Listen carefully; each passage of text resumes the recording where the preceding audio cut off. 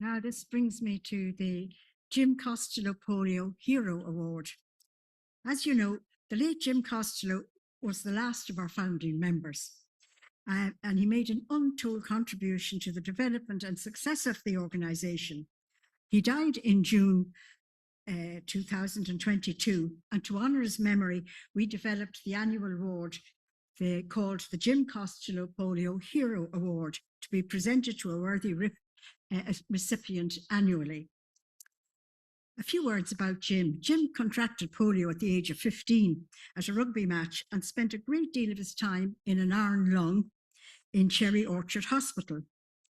He was the embodiment of a polio survivor, independent, determined and selfless in the time and efforts he devoted to running the organisation, still helping right up to his death, fully involved in the organisation at all times in its welfare. He served on the board for many years, remained a volunteer after retiring, and always assisted in promoting the organisation and the media. Sorry. Where are we on this thing? Give me back. Yeah, it's in the media. And he was the last man in Ireland, last person, I suppose we should say, in Ireland nowadays, in an iron lung.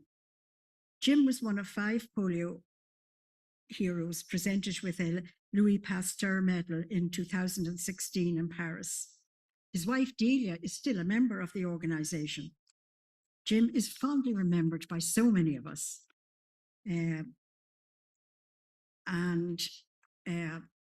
Sorry, I'm losing myself here together. He has been generous. So he is fondly remembered by many of us and by everybody here. Now about today's presentation. So who's the winner this year?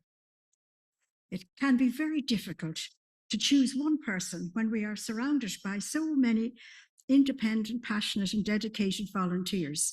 And really all of you here in the room today are volunteers one way or another. And it's very important. And without this, the society, you are the bedrock of the society, the members. And the dedication that you put into it is absolutely astounding, and we all thank you for it. So our presentation this year reflects the gratitude of the staff and the board to the individual for their commitment, that person's commitment down the years. This polio hero has been involved in the organisation for a long time. Despite their own challenges, they have had a constant and reliable support to the organisation, always thinking not just of the greater good, but of people at local level who need support. And this is where the social support groups come in, where we have the friendships together and a chat and a laugh, and they are also important, and an occasional whinge about things. But good people at the local level need support.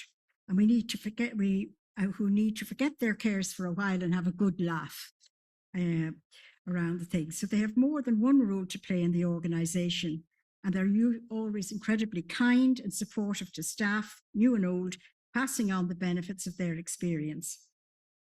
This person, like many of you in the room, has been generous in sharing their story with the media when asked to be a spokesman on our behalf. They've said they would do anything if it will help. This person contracted polio while on a day trip and spent the next 2 years in Kappa Hospital in Dublin, very far from home. In fact, until the polio epidemic in 1956 in their own country, they had to spend lengthy stays away from home.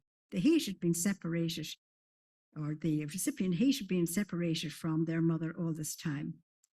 Our hero has led a full and active life, but in the last few years has struggled with the effects of PPS, and particularly this year, medical issues have left them in hospital for some time.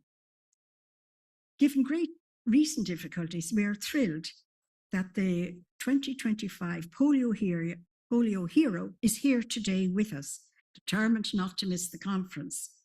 In fact, this person left a hospital bed to make sure she attended a social support group meeting was running in the way they wanted it run, showing the same spirit and dedication as Jim Costello. So without further ado, for dedication and tenacity in improving the lives of polio survivors. The Jim Connolly Polio Hero Award is presented now to Evelyn Ainrath.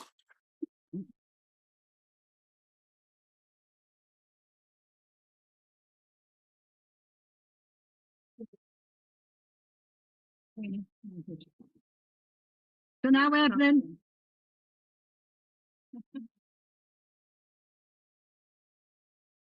Now, Evelyn, will you come? Well, will I go down to? Will you make your way up, please? I want to get pictures. Yes. Thank you.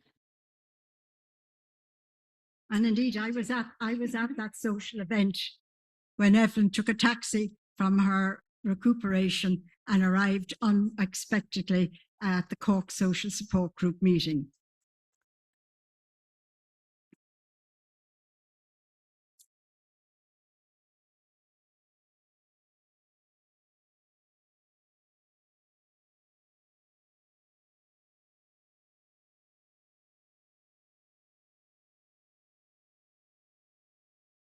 I don't get many surprises, but this is one big one. I normally see two people, but thank you all so much. But I don't deserve this. I mean, it's our members.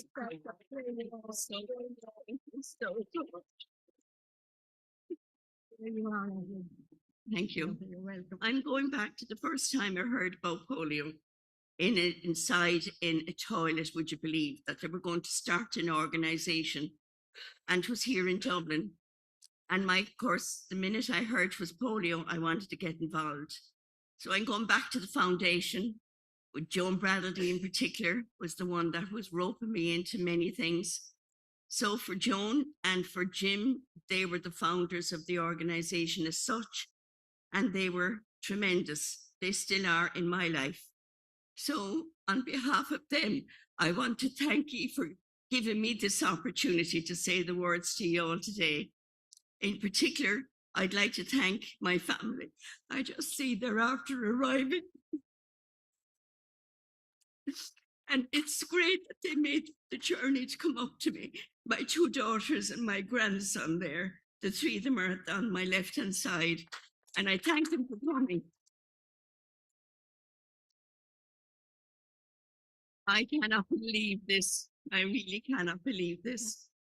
So thank you all very, very much. In particular, they have seen me through thick and thin in the last 5 months that I've spent in hospital. And, you know, I just don't believe I made this journey to come and be with you all today, but I wouldn't miss it for the world. Just like I didn't want to miss the day that they had in Carrigaline Court, where they had a music, song and entertainment laid on for the day. And I was inside my room and I'm looking at the four walls and I said, there's nothing stopping you from getting a taxi and going down and joining them. And that's I signed myself out of the hospital and went off and joined them for the day. So you know, when I came in, there was a little applause. And then when I went up to the top of the room, they all applauded because they didn't believe I was coming out of the hospital. And then when they heard I was going back into hospital, they were shocked again. So like, I'm really, really honored that I'm, you know, being presented with this trophy, and I will treasure it till the day I die. So thank you.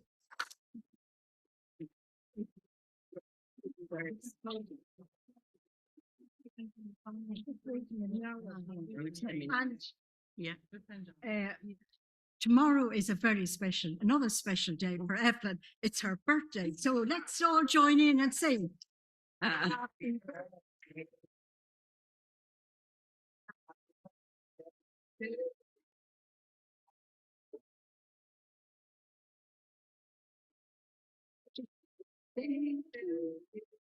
Thank you. When you get to my age, you don't want to remember them, do you?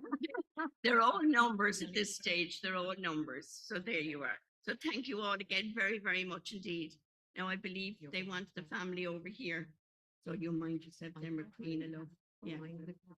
Mind the carpet. Yeah.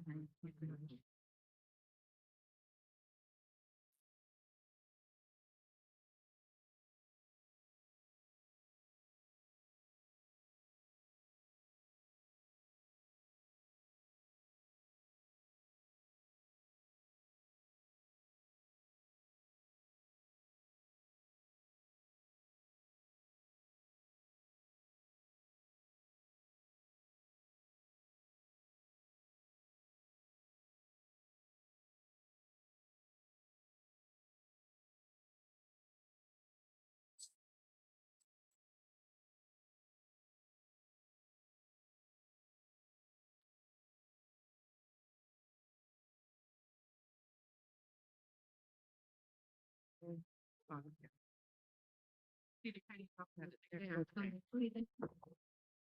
I don't believe I just brought. They did not.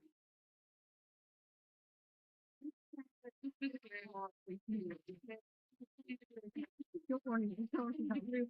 We don't. Let there be no panic. And if you like it,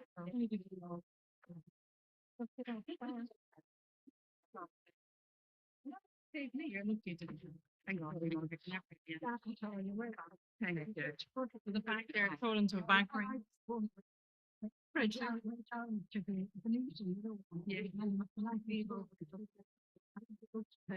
I know there were the trophy shoppers anyway, so I'll take it. That's all.